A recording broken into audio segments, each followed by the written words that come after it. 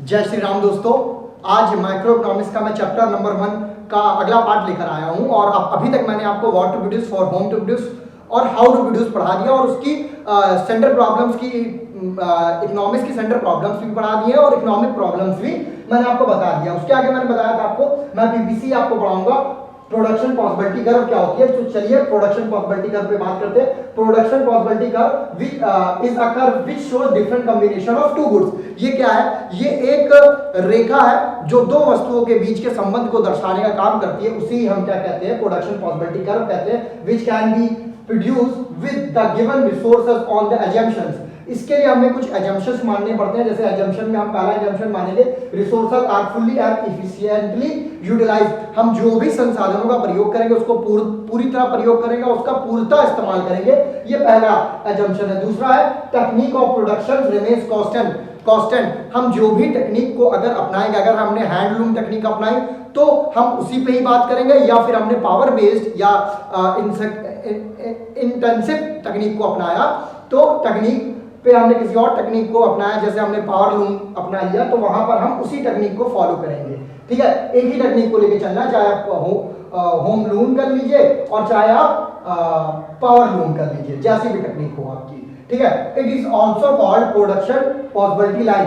Curve की जगह आप इसको पीपीएल भी कह सकते हैं, पीपीएफ भी कह सकते हैं, प्रोडक्शन पॉसिबिलिटी फ्रंटियर भी कह सकते हैं और ट्रांसफॉर्मेशन कर्व भी कह सकते हैं, टीएल भी कह सकते हैं, टीसी भी कह सकते हैं, ट्रांसफॉर्मेशन लाइन भी या कर्व भी कह सकते हैं। चलिए हम इसको डायग्राम के फॉर्म में देखिए। यहाँ पर इकोनॉमिक्स में मैं आपको एक बात पर्सनल बताना चाहूंगा कि आपको आंसर बहुत प्रॉपर ढंग से आए ना आए, लेकिन इकोनॉमिक्स में डायग्राम बहुत मस्ट है। अब अगर आप डायग्राम बनाते हैं तो टीचर आपसे इंप्रेस रहेगा और आप ये सर्टिफाइड कर जाएंगे कि हाँ मुझे पता है कि प्रोडक्शन पॉसिबिलिटी कर्व होती क्या है। तो हम सबसे पहले यहाँ पर explanation with the help of schedule and diagram से मदद लेकर इसको समझाने की कोशिश करते हैं। देखिए प्रोडक्शन पॉसिबिलिटीज है A B C D E F. ठीक है, अब जैसे हम यहाँ पर मैंने बताया दो गुड्स के बीच में संबंध को दर्शाने का काम करती है, तो आप देखेंगे कि यहाँ पे मैंने बटर रखा है और यहाँ पे हमने व्हीट रखा है। तो मैंने बटर का ये लिया, बटर को मैंने 1000 में लिया, 1000 टन में लिया और व्हीट को भी मैंने 1000 टन में लिया है। ठीक है, तो ये मैंने शेड्यूल बताया कि 0 1 2 3 4 5 और व्हीट का मैंने 15 14 12 और 9 5 0 करके मैंने इसको दर्शाया। आइए ग्राफ पे इसको देखते हैं, मतलब डायग्राम पे इसको देखते हैं। डायग्राम पे आप देखेंगे दो गुड्स को दर्शा रहा है, इधर से बटर को दर्शा रहा है, उधर से व्हीट को। व्हीट कितने पे अभी 15 पे है, तो पहले 0 पे जब ये रहता है, जब 0 पे बटर रहता है तो व्हीट कितने पे रहता है? 15 पे रहता है। और जब बटर 1 पे रहता है तो ये भैया कितने पे रहता है? ये 14 पे रहता है, यहाँ पे आसपास 14 पड़ेगा। जब ये 2 पे रहता है तो ये 12 पे पड़ता है। तो आप ऐसे देख सकते हैं कि ये दो गुड्स के बीच के रिलेशंस को, कॉम्बिनेशंस को क्या कर रहा है? शो कर रहा है। इसी को हम क्या कहते हैं? Production possibility curve. चलिए अगली हम बात करते हैं, यहां पर हम आके बात करते हैं अगली कि हम जान ले मेन फंक्शन ऑफ पीपीसी क्या है। ठीक है, अब इसके दो फंक्शन है। पहला क्या है? PPC slopes downward from left to right. ठीक है, पहला क्या है? हमेशा पीपीसी आपकी क्या होगी? डाउनवर्ड स्लोपिंग होगी। कहां से? लेफ्ट टू राइट, इधर से इधर की ओर डाउनवर्ड स्लोपिंग होगी। ठीक है, अब ये क्यों होती है? It is so because only by reducing the production of other good as all the resource of an economy are fully employed and efficient utilised. यहां पर आपको समझाने का है कि भैया ये क्यों होता है? जब भी हम किसी, मतलब मान लीजिए सपोज मेरे पास एक लैंड ऑफ पीस इतना ही, एक लैंड ऑफ पीस है और इस पे क्या कर रहा है? मुझे अगर किसी एक गुड का प्रोडक्शन इंक्रीज करना है, मान लीजिए मैं क्या करता था पहले, यहाँ पर राइस और व्हीट आधे आधे में मैं प्रोडक्शन करता था, लेकिन अब क्या कर दिया मैंने? मुझे व्हीट का प्रोडक्शन बढ़ाना था तो मैं क्या करूंगा? राइस का प्रोडक्शन लैंड घटाऊंगा, तभी तो व्हीट का प्रोडक्शन बढ़ेगा। तो इसी वजह से जब भी हम किसी एक गुड की या एक कमोडिटी की प्रोडक्शन बढ़ाते हैं तो पीपीसी क्या करती है? लेफ्ट से राइट की और क्या करती है? डाउनवर्ड स्लोपिंग करती है। यही कारण है। अगला जानते हैं, PPC is convex to the origin. PPC हमेशा कैसे बनेगी? कॉनकेव बनेगी। पीपीसी कैसे बनेगी? कॉनकेव बनेगी, कॉन्वेक्स नहीं बनेगी, कॉनकेव बनेगी। ठीक है, इसका ओरिजिन हमेशा कॉनकेव रहेगा, ये इसका फीचर है। अब ये क्यों होता है? It is because of increasing marginal opportunity cost. अब इंक्रीजिंग मार्जिनल अपॉर्चुनिटी कॉस्ट के बाद एक टॉपिक आएगा, उसमें आप स्पेशली जानने की कोशिश करेंगे। इसमें मैं समझाता हूं आपको। जब भी अगर कोई एक एम्प्लॉइज क्या करता है, किसी गुड एंड गुड, मान लीजिए यहाँ पर सपोज मान लीजिए कि कोई एम्प्लॉयर है, वो क्या करता है, कहीं काम कर रहा हो, एक फर्म में काम कर रहा हो, तो अगर सपोज उसको इस फर्म में 100 रुपए मिल रहा था पर डे का, सपोज, ठीक है, लेकिन क्या हुआ, वो क्या करता है, पहले गुड्स से क्या कर दे, पहले गुड्स से, मतलब जो इनकम के फॉर्म में मैं गुड्स को बनाऊं, नहीं चलिए इनकम के फॉर्म में नहीं बनाता हूं, गुड्स के फॉर्म में बनाता हूं। कोई एम्प्लॉइज है, मतलब किसान, समझ लीजिए किसान है, वो पीस ऑफ लैंड पे क्या करता है, 100 एकड़ जमीन पे राइस को उगाता है, ठीक है। लेकिन अब क्या है कि अगर उसे एक एडिशनल यूनिट और प्रोडक्शन करना होगा, ठीक है, उसे एक एडिशनल यूनिट और प्रोडक्शन करना होगा, तो वो क्या करेगा कि भैया क्या होगा, राइस के पैसे में आपको क्या मिलता है, 100 रुपए की राइस बेचता है वो 10 केजी, 100 रुपए में 10 केजी, वही 10 केजी अगर वो वीट बेचता है तो उसको कितना मिलता है, 200 रुपए।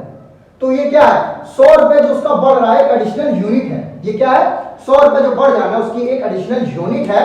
इसी को अचीव करने के लिए क्या करता है, एक काम को छोड़कर, एक गुड वन को छोड़ के, गुड वन को छोड़कर क्या करता है, गुड 2 पे जाता है और उस पर इंक्रीजिंग रेट बढ़ाता है अपना, और वहां से एक एडिशनल यूनिट वो रिसीव करता है। उसी को हम क्या कहते हैं, इंक्रीजिंग मार्जिनल अपॉर्चुनिटी कॉस्ट। अगर आपको यहाँ पे नहीं समझ में आ रहा होगा तो अगला टॉपिक है, वहां पर मैं आपको ये चीज क्लियर कर दूंगा, ठीक है। तो जब भी ऐसा होता है तो पीपीसी कर्व क्या बनती है, कॉनकेव बनती है।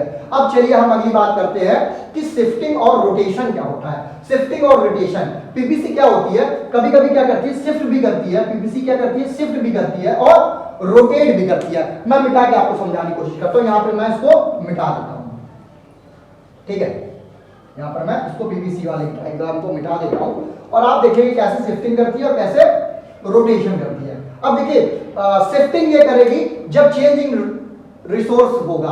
अगर मान लीजिए y एक्सेस है, ये x एक्सेस है, ठीक है, ये y एक्सेस है और ये x एक्सेस है, ये कमोडिटी x को डिनोट कर रहा है और कमोडिटी y को डिनोट कर रहा है, ठीक है। अगर मैं क्या करूं, पहली कर्व मेरी ऐसी है, एक कर्व है मेरा जिसको a पॉइंट रखता हूं और इसको b पॉइंट रखता हूं, ठीक है। अब जानिए अगर मैं गिवन रिसोर्सेज इधर से लगाता हूं, गिवन रिसोर्सेज को क्या करता हूं, रिसोर्स को मैं इधर से लगाता हूं, तो जब मैं रिसोर्स इधर से लगाऊंगा तो ये क्या हो जाएगी, शिफ्ट हो जाएगी, ये क्या हो जाएगी, A1 B2 क्या होता है, A1 और B1 पे ये जाके शिफ्ट हो जाएगी। इसी को हम लोग क्या कहते हैं, शिफ्टिंग कहते हैं। और ये शिफ्टिंग कैसी है, इंक्रीज इन शिफ्टिंग है। तो कैसी शिफ्टिंग है, रिसोर्स आर इंक्रीज्ड की, ये यहां पर क्या हुआ, रिसोर्सेज क्या हो गए आपके, इंक्रीज कर गए, ठीक है, इंक्रीज कर गए, ठीक है। अगर यही चीज इसमें एक और बनती है, डिक्रीज की बनती है। डिक्रीज की कैसे बनेगी, ये देखिए, डिक्रीज में कुछ नहीं, आप क्या करेंगे कि रिसोर्सेस को आप इधर से लगाएंगे, रिसोर्सेस को जब आप इधर से लगाएंगे तो ये क्या होगा, ये A1, इसको मिटा लेते, AB से क्या हो जाएगी, ये A1 और B1 पे इधर की ओर शिफ्ट हो जाएगी, इसको बोलते हैं decrease in resources are decrease, ठीक है। तो दो तरह की शिफ्टिंग होती है, जब इंक्रीज होगी तो इस साइड होगी और डिक्रीज होगी तो इस साइड होगी। चलिए अगली बात हम लोग जानते हैं, अगली बात क्या होती है, शिफ्ट। ये तो शिफ्टिंग का केस हो गया। अब रोटेशन कब करती है, जब हम चेंज इन टेक्नोलॉजी में किसी भी प्रकार का चेंज करते हैं। मान लीजिए सपोज यहां पर देख लीजिए, समझाने का है कि अगर मान लीजिए कोई एक, ये आपकी y एक्सेस, ये आपकी x एक्सेस, ये मान लीजिए A है, ये B है। अगर हम टेक्निक को अगर हम लगाते हैं y पे, मान लीजिए कमोडिटी में लिख दूं, कमोडिटी इधर x कर लेते, कमोडिटी y कर लेते हैं। चलिए इतना आपको समझ में आ गया होगा आई थिंक, ठीक है। तो हम इसमें क्या करेंगे कि अगर मैंने रिसोर्सेस को क्या किया, गिवन टेक्निक को मैंने इधर से लगाया, ठीक है, तो गिवन रिसोर्स को जब मैंने इधर से लगाया तो ये टेक्निक इधर से लगी है, तो ये टेक्निक यहीं पे सेम रहेगी और साइड बढ़ेगी, तो ये क्या होगा, ये रोटेट कर गई, ये इधर की ओर चली गई, तो इधर ये टेक्निक बढ़ गई। तो आप ये क्या कह देंगे, efficient technique of good x, good x बढ़ गया भाई, ठीक है। इधर हमने गुड वाई लिखा तो गुड वाई हमारी बढ़ गई, ठीक है, या चेंज कर लीजिए, गुड एक्स कर लीजिए, गुड वाई कर लीजिए, क्योंकि ये कर्व आपकी वाई वाली है, ये एक्स वाली है। तो आपकी क्या हो गई, इफिशिएंट टेक्नोलॉजी क्या हो गई, एक्स की इंक्रीज कर गई, क्योंकि हमने गिवन रिसोर्सेस को किधर से लगाया, इधर से लगाया। इतना समझ में आएगा। इसी का अगर हम अपोजिट कर लेंगे, अगर गिवन रिसोर्सेस को हम क्या करेंगे, बाहर से लगाएंगे, तो क्या होगा, इसको मिटा लीजिए, तो क्या होगा, ये ऐसे सेम रहेगी, ये टेक्नोलॉजी इस साइड बढ़ जाएगी, तो क्या होगा, गुड बाय हमारा इंक्रीज हो जाएगा, गुड बाय हमारा ये इंक्रीज हो जाएगा, इस साइड हो जाएगा, ठीक है। और कभी कभी ऐसा होगा कि भैया दोनों इंक्रीज हो जाएंगे, हम दोनों तरफ से टेक्निक को लगा देंगे, फर्म ए की तरफ से भी लगा देंगे, फर्म बी की तरफ से लगा देंगे, तो ये ए है, ये बी है, और ये दोनों बढ़ के क्या हो जाएगी, A1 और A2 पे चल जाएगी। तो ये आपकी इतनी सिचुएशंस हो सकती हैं, ठीक है। आई थिंक आपको ये समझ में आ गया होगा। नेक्स्ट टॉपिक पे हम बात करते हैं, जानते हैं अपॉर्चुनिटी कॉस्ट क्या होता है। अपॉर्चुनिटी कॉस्ट, मैं अभी तक आपको पीपीसी में आपको मैंने बताया कॉनकेव होने का कारण क्या रहता है, इंक्रीजिंग मार्जिनल अपॉर्चुनिटी कॉस्ट, यही कारण रहता है, उसी को मैं एक्सप्लेन करता हूं इसमें और अच्छे से। तो सबसे पहले जानते हैं अपॉर्चुनिटी कॉस्ट क्या होता है। Opportunity cost of the given activity is the value of next best alternative for gone. यहां पर देखिए, अगर आपको कोई जॉब कर रहे हैं जिसमें आपको आपकी सैलरी है 20,000, लेकिन आपको कोई और ऑफर देता है, बोलता है आपको हम 25,000 देंगे, तो आप क्या करेंगे, 20,000 की नौकरी को आप क्या छोड़ कर क्या जाएंगे, बेस्ट अल्टरनेटिव के पास जाएंगे ना, 25,000 रुपए के लिए जाएंगे। तो उसी को हम लोग क्या कहते हैं, अपॉर्चुनिटी कॉस्ट। जब हमें कोई एक और बेस्ट अल्टरनेटिव मिल जाए, किसी चीज का एक और अच्छा अल्टरनेटिव मिल जाए, तो उसी को हम क्या कहते हैं, अपॉर्चुनिटी कॉस्ट। अब यहीं पे समझते हैं मार्जिनल अपॉर्चुनिटी कॉस्ट क्या होती है। Marginal opportunity cost, it refers to the amount of the second good which is sacrificed in order to produce an additional unit of the first good। अगर हमें किसी एक गुड का प्रोडक्शन क्या करना है, एडिशनल करना है, तो हमें सैक्रिफाइस किससे करना पड़ेगा, सेकंड गुड से। मान लीजिए अगर मुझे प्रोडक्शन व्हीट का बढ़ाना, मेरे पास पीस ऑफ लैंड कितनी है भाई, एक ही पीस ऑफ लैंड है, और मैं इस पे क्या करता था, आधे पे व्हीट, आधे पे राइस और आधे पे व्हीट प्रोडक्शन करता था। अब मुझे क्या करना है, भाई मुझे एक गुड, मतलब मान लीजिए मैं सेकंड गुड मान लेता हूं व्हीट को। अगर मुझे राइस का प्रोडक्शन बढ़ाना है, तो मैं क्या करूंगा, यहां से व्हीट से सैक्रिफाइस करूंगा और राइस का प्रोडक्शन में इंक्रीज कर दूंगा। तो मेरा क्या हो जाएगा, एडिशनल यूनिट मेरी राइस की प्रोडक्शन होने लगेगी। उसी को हम क्या कहते हैं, marginal opportunity cost. For example यहां पर explanation with the help of schedule and diagram समझते हैं। पहले इसका फॉर्मूला जानिए। एमओसी का फॉर्मूला क्या होता है, चेंज इन फर्स्ट गुड, जो भी आपका लॉस या गेन हुआ हो, ठीक है, और चेंज इन सेकंड गुड या गुड वाई कह लीजिए, उसमें जो भी चेंज आपके एक्स गुड में आएगा और चेंज वाई गुड में आएगा, उसको हम डिवाइड कर देंगे, उसी को हम क्या कहते हैं, एमओसी, मार्जिनल अपॉर्चुनिटी कॉस्ट। अगर मान लीजिए सपोज हम व्हीट का ये हमें दिया है डाटा और क्लॉथ का हमें ये डाटा दिया, अब हमें इसको फाइंड करना है, तो हम कैसे फाइंड करेंगे, हमें एमओसी निकालनी है, तो हम पहले इसके बीच का चेंज देखेंगे। चेंज कितने का भाई, 10 का है, और इसके बीच में चेंज कितने का, 25 का है। तो हम क्या करेंगे, ये सेकंड गुड है, सेकंड गुड को हमने नीचे रखा, और ये हमारा फर्स्ट गुड का चेंज है। हमें चेंज लेना है, जो चेंज इसके और उसके बीच का चेंज कितना है, 10 का तो चेंज है, इसी को तो हम चेंज करेंगे, और उसके उसके बीच का चेंज कितने का, इतने का है, इसी को हम लेंगे, इसको हम डिवाइड कर देंगे, तो हमारा कितना आएगा, 0.4। ऐसे ही इसमें कितने का भाई चेंज है, इसमें 20 का चेंज है, और इसमें क्या 25 का चेंज है। ऐसे ही हम चेंज देखिए, मैंने यहाँ पर 30 का चेंज है, और यहाँ पर भी फिर 25 का चेंज है, यहाँ पर देखिए 10 का चेंज है, और यहाँ पे 10 का चेंज है, और यहाँ पर देखिए कितने का 10 का चेंज है, और यहाँ पर देखिए 2 का चेंज है। तो ऐसे करके मैंने इस चेंज पे एमओसी को निकाल लिया, और एमओसी को मैं डायग्राम के फॉर्म में मैंने यहाँ पे एक्सप्लेन कर दिया। भाई जब व्हीट हमारा 100 पे था,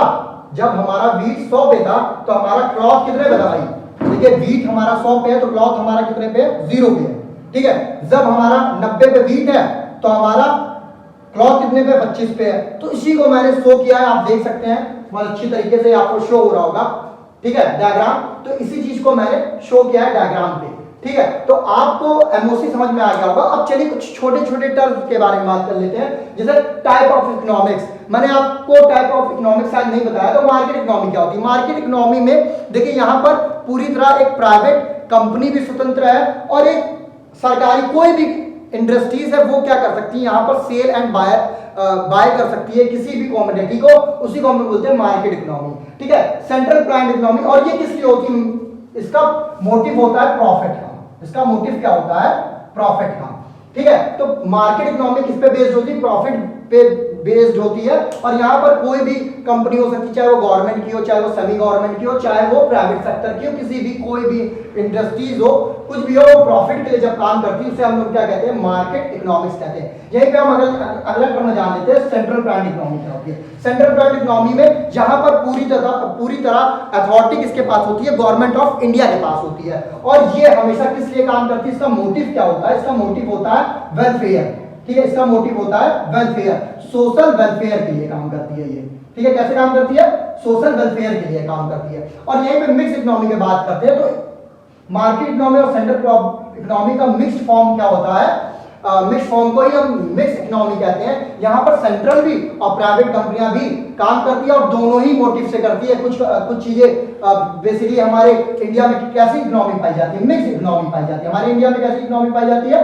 मिक्स इकोनॉमी। कुछ चीजें वेलफेयर के लिए भी की जाती है और कुछ प्रॉफिट के लिए भी की जाती है। तो आई थिंक आपको टाइप ऑफ इकोनॉमिक्स समझ में आ गया होगा। अब एक और टॉपिक की बात करूं, शायद मैंने आपको बताया कि नहीं बताया, लेकिन नहीं बताया तो भी मैं बता रहा हूं। आपसे अगर पूछ ले कॉजेज ऑफ, आपसे पूछ ले, मैं इसको रफ कर देता हूं।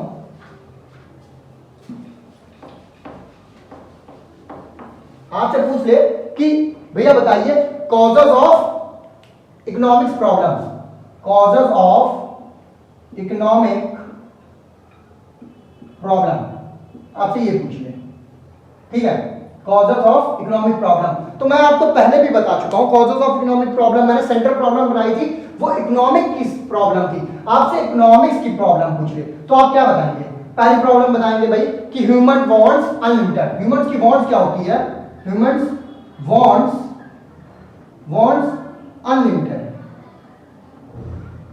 भाई ह्यूमन कभी सेटिस्फाइड नहीं होता, पहली प्रॉब्लम ये है।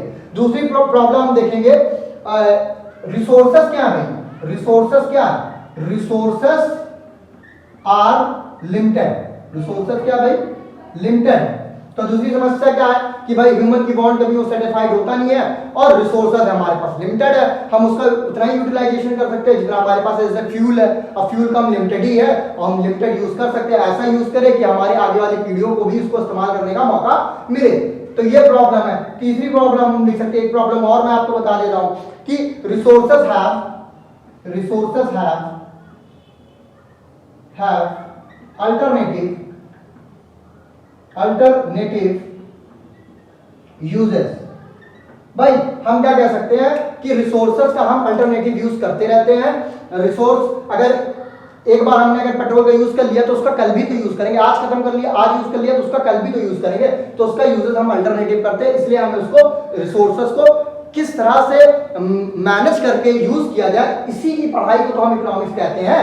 तो यही तो चीज है इकोनॉमिक्स। तो आई थिंक आपको ये चैप्टर समझ में आया होगा। ये चैप्टर इसी वीडियो में समाप्त होता है। आपको अगले चैप्टर में मिलेंगे, साथ यूटिलिटी है आपका चैप्टर नंबर 2, उसमें मिलते हैं। तब तक के लिए चैनल को सब्सक्राइब कर लीजिए और अपने फ्रेंड्स को भी सब्सक्राइब करने के लिए बोल दीजिए और बेल आइकन की घंटी को दबा लीजिए और ज्यादा से ज्यादा वीडियो शेयर कर लीजिए। तब तक के लिए जय हिंद, जय भारत, जय श्री राम।